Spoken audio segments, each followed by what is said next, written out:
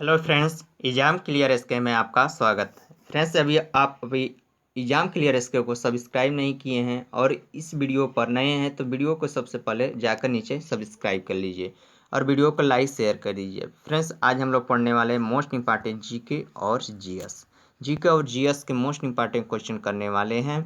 और फ्रेंड्स, इस वीडियो का पीडीएफ आप चाहते हैं तो वीडियो को डिस्क्रिप्शन बॉक्स में मैं वहाँ पर पीडीएफ है, आप वहाँ से जाकर डाउनलोड कर सकते हैं। फ्रेंड्स, ये क्वेश्चन बार बार पेपर में पूछे वाला मोस्ट इम्पॉर्टेंट क्वेश्चन है। फ्रेंड्स, इस क्वेश्चन अगर आप किसी भी कम्पिटिटिव एग्जाम की तैयारी कर रहे हैं तो ये क्वेश्चन आपके लिए हेल्पफुल रहेगा। और फ्रेंड्स, मैं वीडियो को लास्ट में आपसे क्वेश्चन भी पूछूंगा जिसका आंसर आप वीडियो को कमेंट बॉक्स में दीजिएगा। फ्रेंड्स, मैं इसमें मोस्ट इंपॉर्टेंट 40 क्वेश्चन कराने वाला हूँ। अगर आपको आंसर मालूम है तो आप वीडियो को कमेंट में दीजिए और वीडियो को पूरी वीडियो तक बने रहे जिसका आंसर आप आसानी से दे सकें। तो आइए पहला क्वेश्चन स्टार्ट करते हैं। तो पहला क्वेश्चन फ्रेंड्स है कि ऋग्वेद के 10वें मंडल में निम्न में से किसका उल्लेख पहली बार मिलता है। तो किसका मिलता है? तो शूद्र। शूद्र यानी option B is the correct होगा। शूद्र जी के जो है ऋग्वेद के 10वें मंडल में इनका उल्लेख पहली बार मिलता है। तो फ्रेंड्स, इसके बारे में हम लोग कुछ जान लेते हैं। जैसे संतानंद धर्म में जो है चौथा और अंतिम ओर जो है वो छंद था। इसकी चर्चा ऋग्वेद के 10वें मंडल में पहली बार मिलती है। इनका कार्य अन्य तीन वर्णों की सेवा करना एवं शिल्प कला माना गया है। इसकी उत्पत्ति ब्रह्मा के पैरों से मानी गई है। इसकी जो उत्पत्ति हुई है ये ब्रह्मा के पैरों से हुआ था। तो ऋग्वेद के 10वें मंडल में किसका उल्लेख मिलता है? तो शूद्र था। इस क्वेश्चन का B answer is the correct हो जाएगा। फ्रेंड्स, ये क्वेश्चन मोस्ट इंपॉर्टेंट है आपके एग्जाम पॉइंट से। तो अगला क्वेश्चन आते हैं। अगला क्वेश्चन है, चीनी यात्री फ्रेयान किसके शासनकाल में भारत आया था? तो चीनी यात्री फ्रेयान चंद्रगुप्त द्वितीय यानी option C is the correct हो जाएगा। तो चंद्रगुप्त द्वितीय के यात्रीयान फ्रेयान इसके शासनकाल में भारत आया था जो कि मोस्ट इंपॉर्टेंट है आपके एग्जाम पॉइंट से। अगला क्वेश्चन है कि 16 महाजनपदों के बारे में किस बौद्ध ग्रंथ से जानकारी मिलती है? ये फ्रेंड्स मोस्ट इंपॉर्टेंट क्वेश्चन है आपके एग्जाम पॉइंट से। क्वेश्चन है कि 16 महाजनपदों के बारे में किस बौद्ध ग्रंथ से जानकारी मिलती है? किससे मिलती है? तो अंकुराती निकाय, option A is the correct हो जाएगा। अंकुरता निकाय से 16 महाजनपदों के बारे में बौद्ध धर्म की ग्रंथ मिलती है।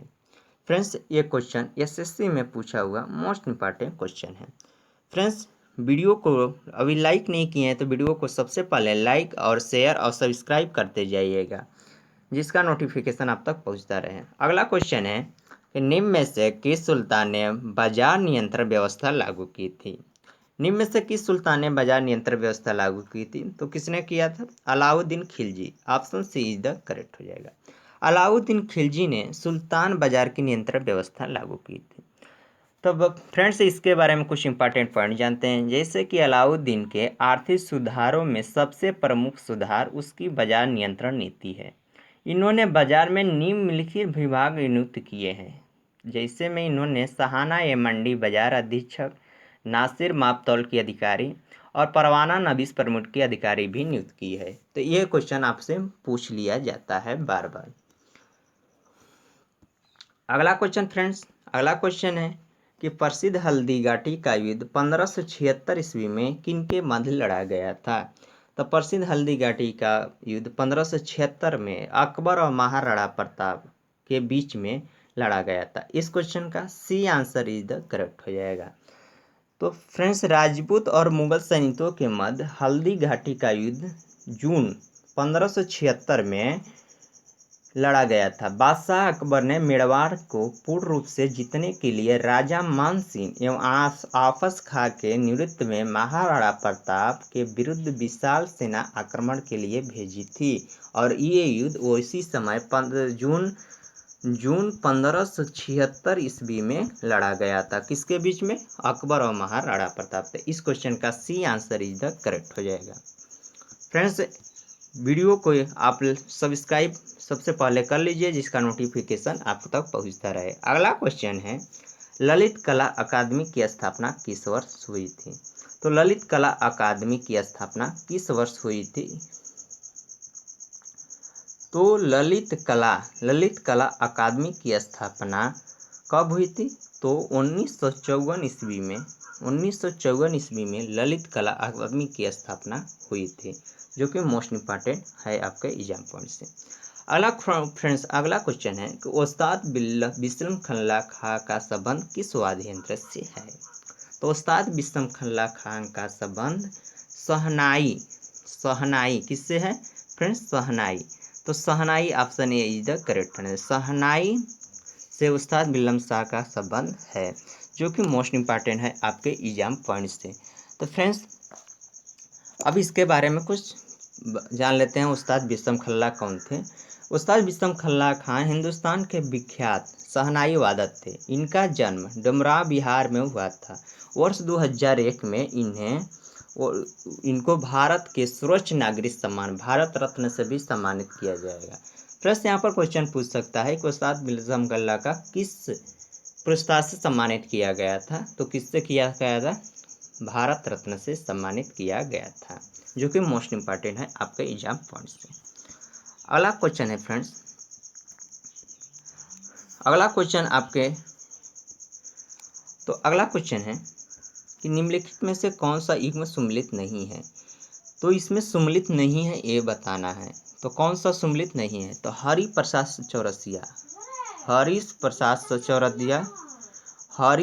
चौरसिया जो है किससे संबंधित है?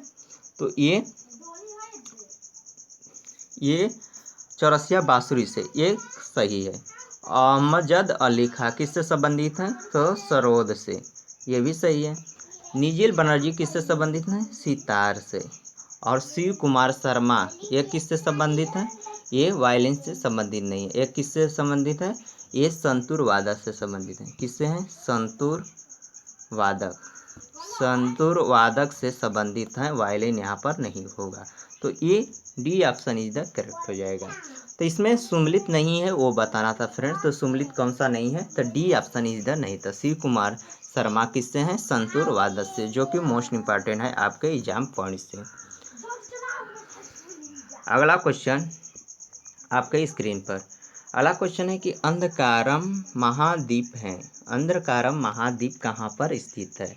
तो अंधकारम महाद्वीप कहाँ पर स्थित है?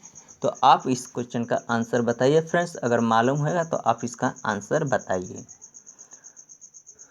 तो इसका आंसर आप बताइए। तो अंधकारम महाद्वीप कहाँ पर स्थित है? तो ये अफ्रीका में स्थित है। तो option A is the correct हो जाएगा, अफ्रीका में स्थित है, जो कि मोस्ट इम्पॉर्टेंट पॉइंट है आपके एग्जाम पॉइंट से। अगला क्वेश्चन है फ्रेंड्स कि रोम शहर निम्नलिखित में से किस नदी के तट पर बसा हुआ है? रोम शहर निम्नलिखित में से किस नदी के तट पर बसा हुआ है? तो किस पर बसा हुआ है? तो रोम शहर जो है ये टाइबर नदी के तट पर बसा हुआ है। तो इस क्वेश्चन का B answer is the correct हो जाएगा, टाइबर नदी के तट पर बसा हुआ है। मोस्ट इम्पॉर्टेंट है आपके एग्जाम पॉइंट से। अगला क्वेश्चन फ्रेंड्स, भारत में सबसे ऊंचा जल प्रपात कौन सा है? भारत में सबसे ऊंचा जल प्रपात कौन सा है? तो कौन सा है फ्रेंड्स? तो भारत में जो ऊंचा जल प्रपात सबसे पहला कौन है? इसका आंसर मालूम होगा तो आप बताइए। तो इस क्वेश्चन का answer option number D is the जोग प्रपात भारत में सबसे ऊंचा जल प्रपात है। तो फ्रेंड्स इसके बारे में थोड़ा सा कुछ इंपॉर्टेंट फैक्ट जान लेते हैं। जैसे मान लीजिए कि जोग प्रपात कर्नाटक में शरावती नदी के तट पर है। ये क्वेश्चन पूछ सकता है कि जोग प्रपात कौन सी नदी पर है? तो जोग प्रपात कर्नाटक के शरावती नदी पर है। इसकी ऊंचाई जो है, इसकी हाइट 250 मीटर, इसकी हाइट 250 मीटर है। और यह 4 छोटे छोटे पर्वत राज्यों राजा राकेट और रेरर और दाम बलाचों से मिलकर बना है। इसका एक अन्य नाम भी है जिसको जेरसप्पा भी कहते हैं। क्या कहते हैं इसको? जेरसप्पा। जेरसब्बा भी इसको कहते हैं, जो कि फ्रेंड्स मोस्ट इंपॉर्टेंट है आपके एग्जाम पॉइंट्स में। अगला क्वेश्चन आते हैं। अगला क्वेश्चन है कि निम्नलिखित में भारतीय राज्य में से किस राज्य की कोई समुद्री सीमा नहीं है। पूछा है क्वेश्चन कि निम्नलिखित भारतीय राज्य में से किस राज्य की कोई समुद्री सीमा नहीं है। किसकी नहीं है? कोई भी समुद्री सीमा नहीं है। तो फ्रेंड्स देखिए, गुजरात के भी बगल में समुद्र है, गोवा के से भी बगल में समुद्र है, महाराष्ट्र के भी समुद्र सीमा है, लेकिन राजस्थान के भारतीय राज्यों में यही एक राज्य राजस्थान है जिसकी समुद्री सीमा नहीं है। इस क्वेश्चन में, इस चारों ऑप्शन में option C is the correct हो जाएगा, राजस्थान इज द करेक्ट हो जाएगा। अगला क्वेश्चन है कि भारत में राष्ट्रीय आय का आकलन पहली बार किसने किया था। भारत में राष्ट्रीय आय का आकलन पहली बार किसने किया था, जो कि मोस्ट इंपॉर्टेंट है आपके एग्जाम पॉइंट से। तो कौन किया था? तो भारत में राष्ट्रीय आय का आकलन पहली बार किसने किया था? Dadabhai Naoroji. Option B is the correct हो जाएगा। दादा भाई नौरोजी ने भारत में राष्ट्रीय आकलन का पहली बार किया था। दादा भाई नौरोजी, जो कि मोस्ट इंपॉर्टेंट और भारत के बहुत महान व्यक्ति भी इन्हें माना जाता है। अगला क्वेश्चन फ्रेंड्स, अगला क्वेश्चन है कि महालनोबिस मॉडल का संबंध किस पंचवर्षीय योजना के साथ जोड़ा गया है। महालनोबिस मॉडल का संबंध किस पंचवर्षीय योजना के साथ जोड़ा गया है। तो किसके साथ जोड़ा गया है फ्रेंड्स? तो ये योजना दूसरी पंचवर्षीय योजना के साथ जोड़ा गया है। इस क्वेश्चन का B answer is the correct हो जाएगा। दूसरी पंचवर्षीय योजना के साथ महालनोबिस मॉडल का संबंध जोड़ा गया है। अच्छा फ्रेंड्स, इसके बारे में कुछ जानते हैं। जिससे महालनोबिस मॉडल जो है ये आर्थिक विकास का मॉडल है, इसको आर्थिक विकास का मॉडल कहा गया है, जो द्वितीय पंचवर्षीय योजना के समय लाई गई थी। इसमें उपयोग के विकास पर बल दिया गया था। इस मॉडल में प्रवर्तक भारतीय सांख्यिकी प्रशांत चंद्र महालनोबिस थे, जो कि ये मोस्ट इम्पॉर्टेंट है आपके एग्जाम पॉइंट से।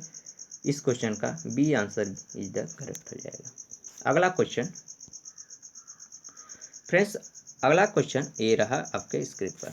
अगला क्वेश्चन है कि भारतीय अर्थव्यवस्था के किस क्षेत्र में सर्वोच्च उत्पाद है।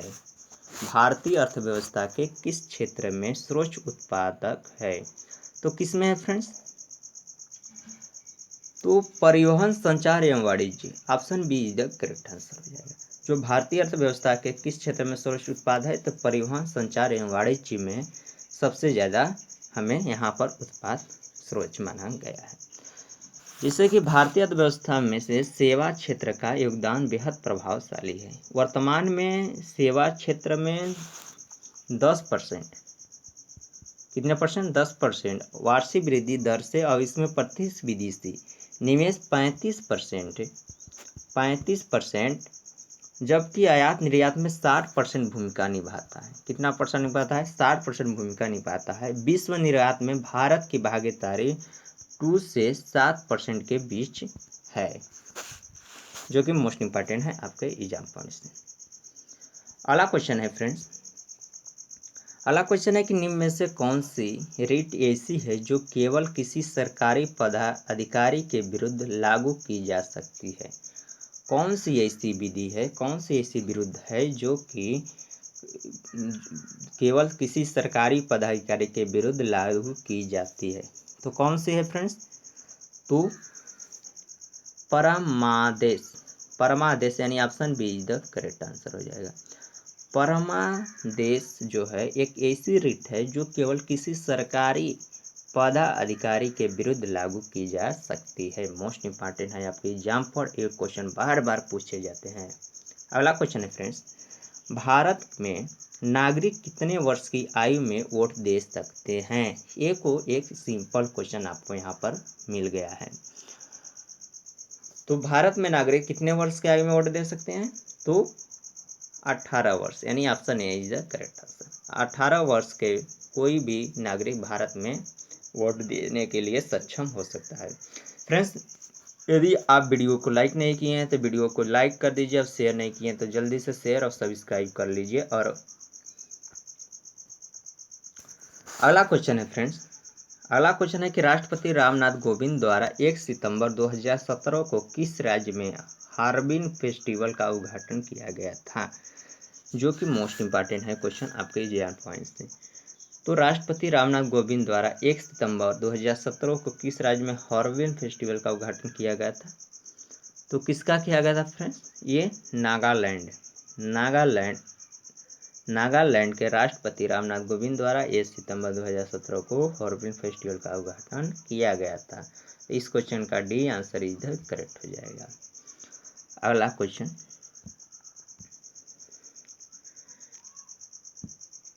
अगला क्वेश्चन है कि पंचायती राज व्यवस्था संबंधी प्रावधान भारतीय संविधान के किस अनुसूची में रखे गए हैं। जो पंचायती राज व्यवस्था के संबंधित है वो भारतीय संविधान के अनुसार किस अनुसूची में रखे गए हैं, तो ये किस अनुसूची में रखे हैं, तो ये 11वीं अनुसूची में 11वीं जो है 11 अनुसूची में ये पंचायती राज व्यवस्था संबंधी प्रावधान रखा गया है। और ये मोस्ट इम्पॉर्टेंट क्वेश्चन आपके है, ये आरआरबी में पूछा हुआ क्वेश्चन है। अगला क्वेश्चन फ्रेंड्स, अगला क्वेश्चन है द लॉस ऑफ इनहेरिटेंस किसकी कृति है, किसकी है, द लॉस ऑफ इनहेरिटेंस किसकी कृति मानी गई है, जो कि मोस्ट इम्पॉर्टेंट क्वेश्चन है। तो किसकी मानी गई है, किरण देसाई, ऑप्शन सी इधर करेक्ट हो जाएगा। द लॉस ऑफ इनहेरिटेंस किसकी कृति है, किरण देसाई को माना गया है।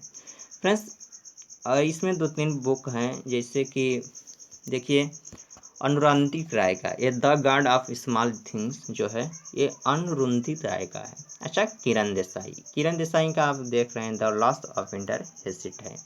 उसके बाद एक और मोस्ट इम्पॉर्टेंट है ओरहान पामू, ये जो है my name is read the black book का लेखक इनको किसकी कृति है, जो कि मोस्ट इम्पॉर्टेंट आपको एग्जाम्पल से। अगला क्वेश्चन है फ्रेंड्स, अगला क्वेश्चन है कि मनुष्य में कौन से क्रोमोसोम के मिलने से पुत्र का जन्म होता है। तो मनुष्य में कौन सा क्रोमोसोम मिलने से यानी गुणसूत्र मिलने से कौन सा जन्म होता है, पुत्र का जन्म कौन सा गुणसूत्र मिलने से होता है, तो किससे होता है फ्रेंड्स, तो ये पुरुष का वाई और स्त्री का एक्स, यानी option D is the correct answer. पुरुष का वाई और स्त्री का एक्स अगर मिल जाए तो पुत्र का जन्म होता है। अगर डबल एक्स ही मिल जाए तो जिससे पुत्री का जन्म होता है। तो पुरुष में वाई और स्त्री में एक्स मिल जाए तो किसका जन्म होगा, पुत्र को जन्म होगा। मोस्ट इम्पॉर्टेंट है आपके एग्जाम पॉइंट से। अगला क्वेश्चन फ्रेंड्स, अगला क्वेश्चन है कि शिशु में प्रीत स्थापित करने के लिए निम्नलिखित में से किस एक तकनीक का प्रयोग किया गया है। शिशु में प्रीत स्थापित करने के लिए निम्नलिखित में से किस एक तकनीक का प्रयोग किया गया है, तो किसका किया गया है फ्रेंड्स, तो किसका किया गया है, डीएनए फिंगरप्रिंट का शिशु के प्रीत स्थापित करने के लिए निम्नलिखित में से एक तकनीक प्रयोग किया गया है। फ्रेंड्स ये जो डीएनए इससे हम पता कर सकते हैं कि लड़का का पिता कौन है, इसके लिए इसका उपयोग किया गया है। अगला क्वेश्चन है कि कृषि उन्नत मेला 2017 का आयोजन 15 से 17 मार्च के मध्य कहाँ किया गया था।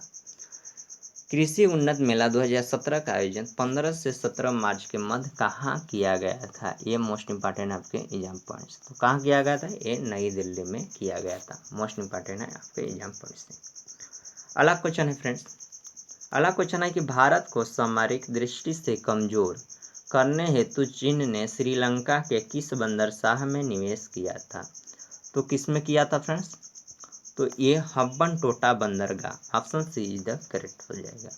हम्बनटोटा बंदरगाह में भारत के सामरिक दृष्टि को कमजोर करने हेतु चीन ने श्रीलंका में बंदरगाह का निवेश किया था। अगला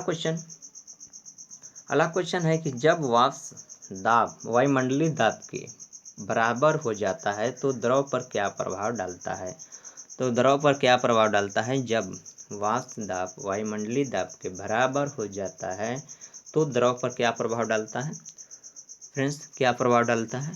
द्रव उबलने लगता है। तो इस क्वेश्चन का B answer is the correct हो जाएगा। जब द्रव उबलने लगता है जब वाष्प दाब वायुमंडलीय दाब के बराबर हो जाता है। मोस्ट इंपॉर्टेंट है। अगला फ्रेंड्स, अगला क्वेश्चन है, उत्तर प्रदेश में उर्दू को द्वितीय राजभाषा कब घोषित किया गया? उत्तर प्रदेश में जो उर्दू हमारी भाषा है उसको द्वितीय भाषा कब घोषित किया गया था? तो ये 1989 ईस्वी में किया गया था। इस क्वेश्चन का C answer is the correct हो जाएगा। 1989 में उत्तर प्रदेश में उर्दू को द्वितीय राजभाषा घोषित किया गया था।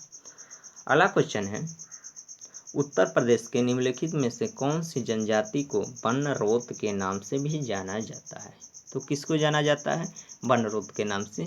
तो ये राजी को जाना जाता है। राजी को जनजाति के बनरोत नाम से जाना जाता है। मोस्ट इंपॉर्टेंट हो सकता है आपके एग्जाम पॉइंट से। अगला क्वेश्चन है, उत्तर प्रदेश में भातखंडे हिंदुस्तानी संगीत महाविद्यालय किस नगर में स्थित है?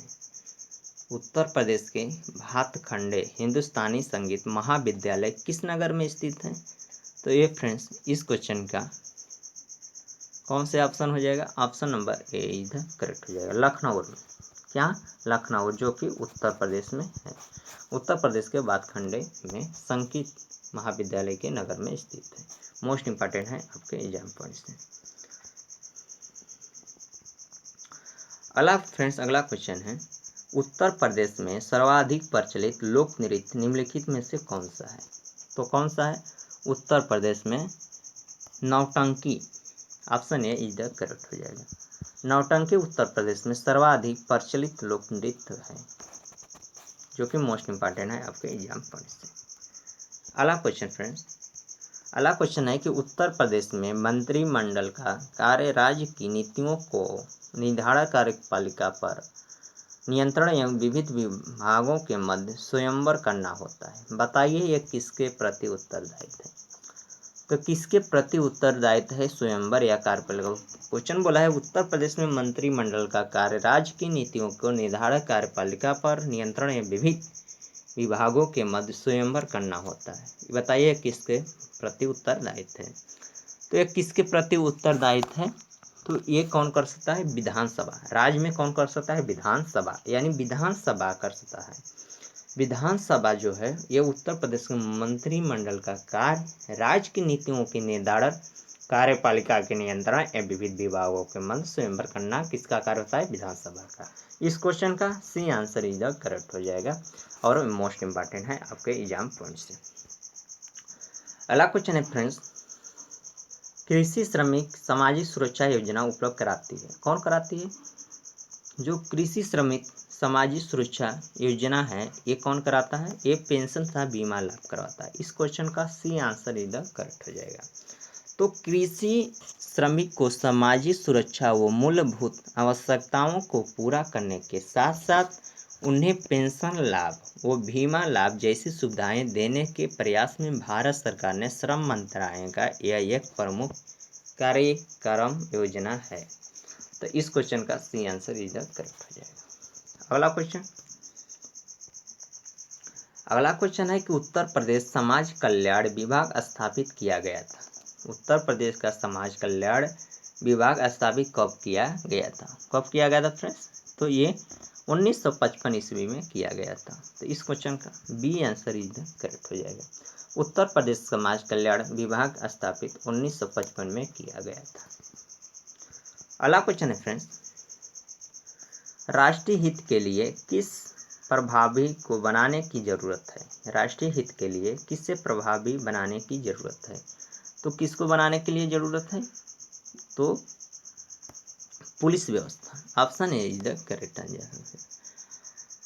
तो राष्ट्रीय हित के लिए प्रभावी बनाने की जरूरत किसको है? पुलिस व्यवस्था को बनाने की जरूरत है। अगला क्वेश्चन है फ्रेंड्स, अगला क्वेश्चन है कि पुलिस अधिनियम 1861 के अंतर्गत विशेष पुलिस अधिकारियों की नियुक्ति की जा सकती है। तो किसके नियुक्ति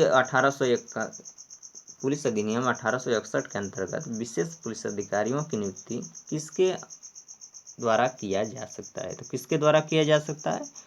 तो ये पुलिस निरीक्षण के आवेदन पर मजिस्ट्रेट द्वारा किया जाता है। तो D option is the correct हो जाएगा।